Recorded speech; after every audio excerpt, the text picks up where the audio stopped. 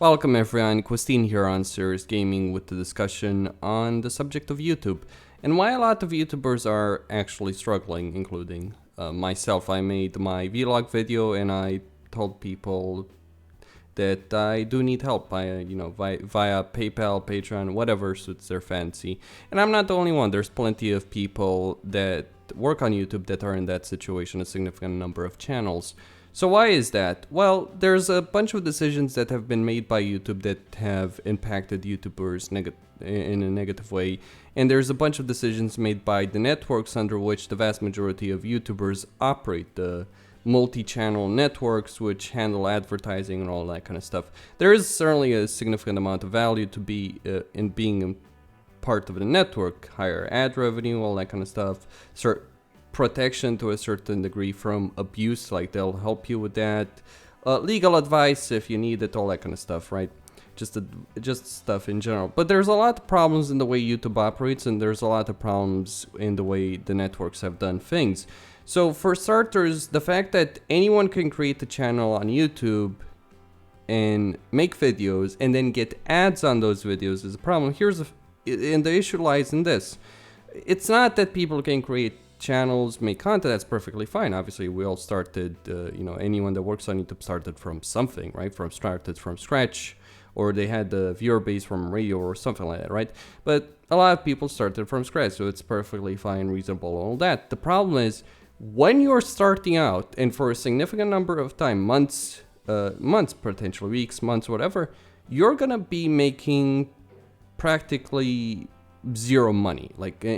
Even if you get monetized on your channel, you're not gonna make a lot of money, but you're still gonna have ads on your videos because YouTube puts ads pretty much everywhere. In fact, they've gotten worse, and that does hurt people that actually do make a living. So you can get maybe a couple thousand views in a month as a smaller YouTuber. That doesn't mean anything. That you won't make any real money from that, but it does hurt a lot of people that do earn a living because the ad revenue is spread around. And obviously there's a very significant number of smaller channels out there that, very small channels that is, that make a lot of videos on YouTube, and yet they still get ads on their videos. So the overall ad revenue on the site is decreased. It gets worse with the networks, the multi-channel networks. See, the networks also handle ad contracts within the networks. And guess what they do? They have very low requirements. Like copying YouTube, they put the barrier of entry significantly lower than it should be. Look, I personally have this perspective that you should at least be able to get 20-30,000 views a month if you want to actually have ads or join a network on YouTube. That's my take. I don't think that's unreasonable. I think it's perfectly doable. Hell, I was able on this channel within the first month, actually, when I started doing videos, I was able to get over that. Actually, quite a bit over that, double 50,000, 60,000, I believe, in the very first month of creating this channel. And sure, I did have a previous channel on that, but it's not difficult, especially if you put effort in it. Just a piece of advice to anyone that ever thinks to do stuff on YouTube.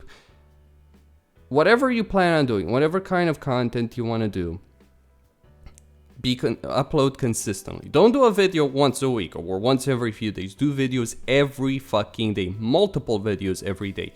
You want to break through the barrier. You want to get people to pay attention. If you're just gonna make one video or two videos and then do nothing for a couple of days, or even a week, or maybe multiple weeks, I see that in some cases, then you're not gonna get anywhere. So don't be surprised if you don't get anywhere. You can't just make one video or two videos. Make a lot of content and put it out there. Now, obviously, at one point you can get to in a situation where you're making too many videos. That's certainly something I've suffered from.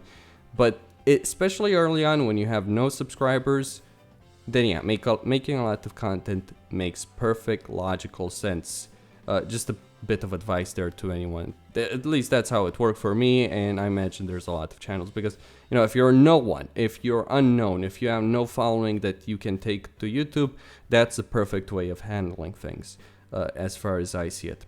Now, in regards to how it, affects people. Look, it's not just ad revenue. The barrier of entry within multi-channel networks being low, the barrier on YouTube being low, affects more than just the ad revenue. It affects the support we get. It affects the searchability of a lot of videos that people do make, because obviously every video's in the search engine.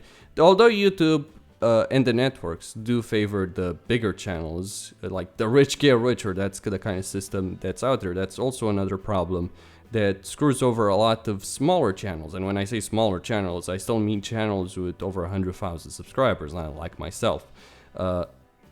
They get screwed over because the channels that get the best deals, that get taken to events and all that stuff by game publishers, game developers, all that, that get early access and all that, are the people that are already making a pretty solid living on YouTube. So the rich get richer. The 1% of YouTubers are the ones that benefit the most from these deals. And I think, based on the way advertising works with so many channels all over the place, so many channels that essentially have no real value to them because they make very few videos, but obviously the ad revenue is spread throughout the site. I think what a lot of, say, gaming publishers, gaming developers, they're doing is they're focusing on the bigger channels. In fact, EA has an entire program which you can sign up to, but good luck getting in that program unless you're someone that is pretty big and someone who covers their games very extensively. You're not going to get in that program.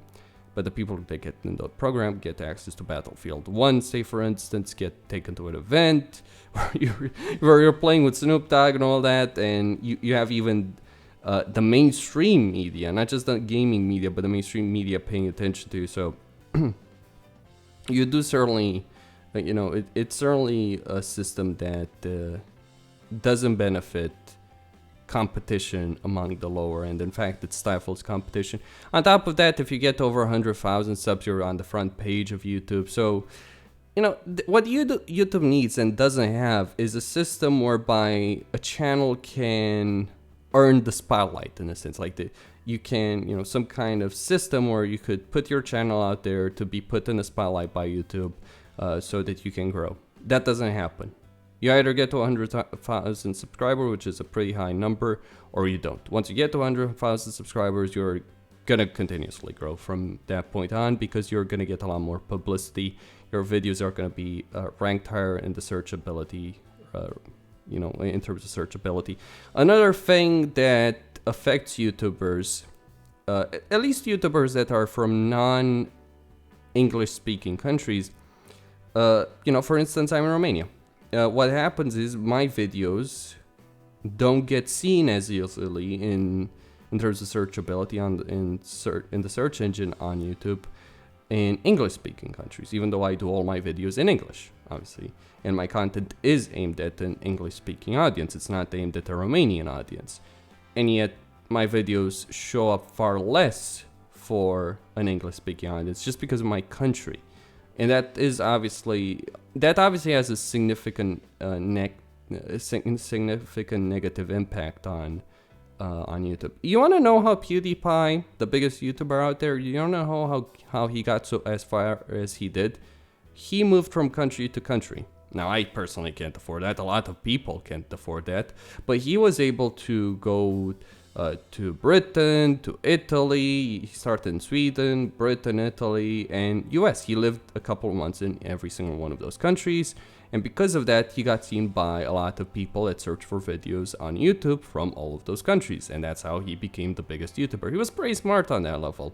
But that's not how the system should work. There should at least be an option for people to decide what kind of country they're aiming their videos at, which you can't. It's not something you have control over. YouTube decides that based on your location, which does screw over a lot of people. There's, even if it was a system where you had to, go through an actual person, someone would have to actually approve targeting a specific country, that would still be considerably preferable than automated systems. Speaking of automated systems, there's obviously the incredible Content ID system, which a lot of people hate. So Content ID, you know, there's a bunch of clips from video, from movies, from songs, and all that kind of stuff that, you know, are put in an automated system on YouTube. And if the system matches that to what you have in one of your clips, you get the Content ID match. And depending on the settings that the content owner has put, you may get the video blocked, you may get the video demonetized and monetized by the owner, or just demonetized in general. It's a pretty bad system, relies on a bot that's very inaccurate. And by the way, you can really abuse the fuck out of that system. And you can surpass it. Hey, you want to put a full movie on YouTube? You know what I've noticed some people doing? They put a lens flare effect on the video, then they increase the pitch on the audio, and they can put full movies on YouTube. Yeah, not the broken system at all, but it screws over people. Now, for a long time, people that were within multi-channel networks like myself, we didn't have to deal with that. But because the networks put the barrier of entry so low that anyone could become part of the network and basically get protection from the Content ID system, YouTube looked at that and say, no, no, no. The Content ID system was created with the idea of protecting YouTube from legal action by, obviously, big companies. In fact, a lot of the decisions YouTube makes, and this kind of fucks us over, Content ID and all that, is they make decisions that are basically favorable to the big media conglomerates because they've been sued quite a few times, and, well, they've taken the stance of kissing their asses and basically being nice. Sir, yes sir, what do you want, sir? That's basically YouTube's attitude when it comes to the big media corporations.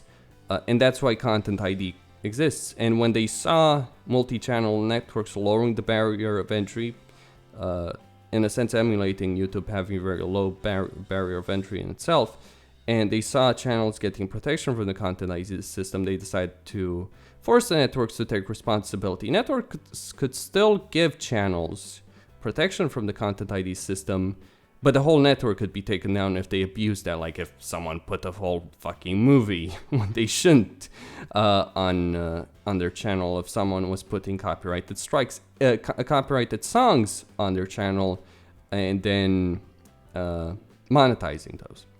That's obviously, you know, doing that for popular movies and all that is a significant issue. And that's why they decided to go with not surprising, the reaction from a lot of the networks was, we don't trust the channels that we partnered with, which we have legal contracts. So the response was effectively, we're not going to take responsibility. We're not going to put our entire network at risk because we don't know these people. We don't trust these people, and only a handful of channels get protection. I'm in one of the biggest networks on YouTube, Maker Studios, and I think only a couple of people from the highest tier in that network, Polaris, in which you have people like Total Biscuit, and I believe PewDiePie was part of that, but only people at the highest tier get protection from the Content ID system because they're trusted not to basically abuse it. Fair enough, you know, a fair enough point, I guess, but it does screw over. It's also something that adds to the situation where, you know, the smaller channels are the ones that get fucked over because it's not just trust, it's also, is it worth giving this channel protection when it's not generating that much money? That's probably part of the calculation as well, I imagine, for a lot of networks. And that's what, you know, those are the things that screw a lot of YouTubers over. You know, that's the situation. It's a bad situation for a lot of people that are trying to get through. And look, there's just too many people that have signed up, too many channels that have been created by people that aren't going anywhere because they're not trying to go anywhere.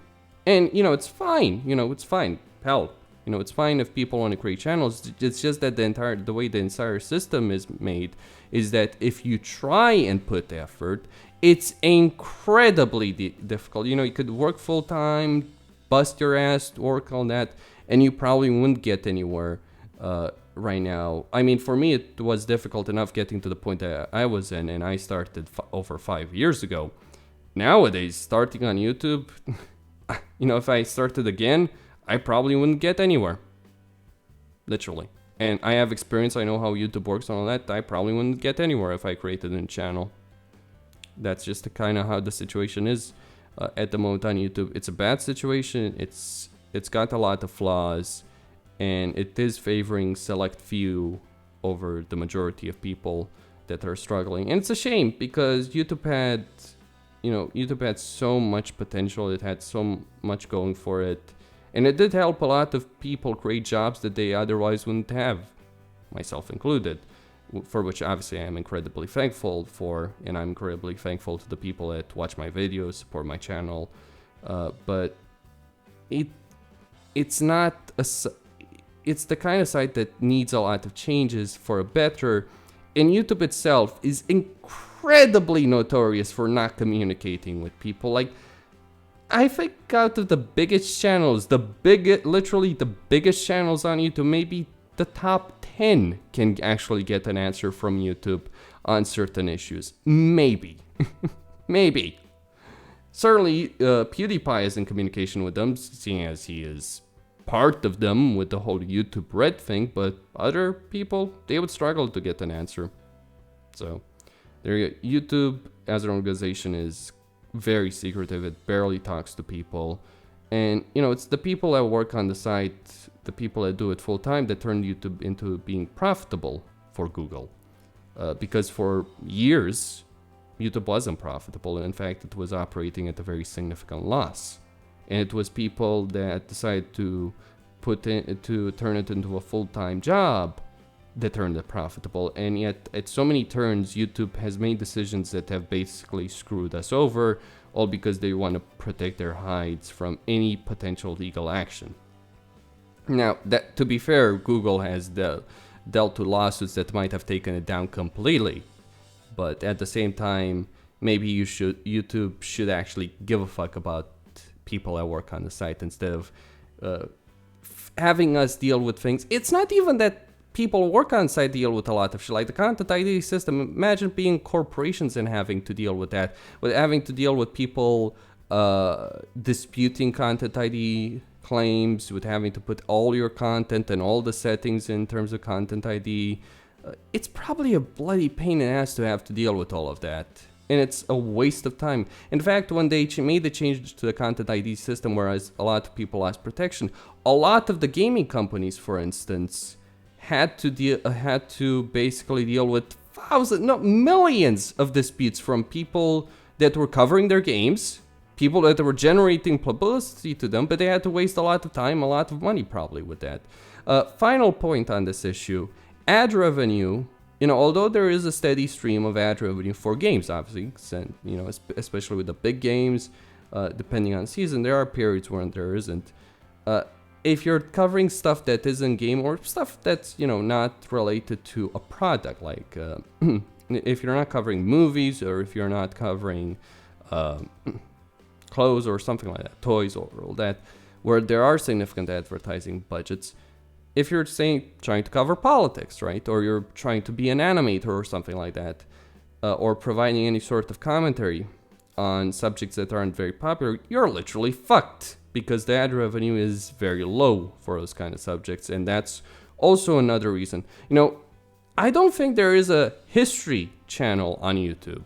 I watch The Great War, I watch Extra History. I don't think there is any channel like that doesn't depend entirely on Patreon or PayPal donations. It's just the situation as is. It's the model that exists, and honestly, I'm not happy with it. I'm not happy with the fact that a lot of people, that more and more as time goes by, YouTubers like myself depend more and more on basically the goodwill of those that watch us, that enjoy our content, to be able to continue operating. I think a lot of people that work for a living on YouTube would rather not have to deal with Patreon or PayPal or any of that, but they do. And quite frankly, I think it's a shitty situation. Anyway, Costin here on Serious Gaming signing out. Don't forget to subscribe and like the video. And stay tuned for more.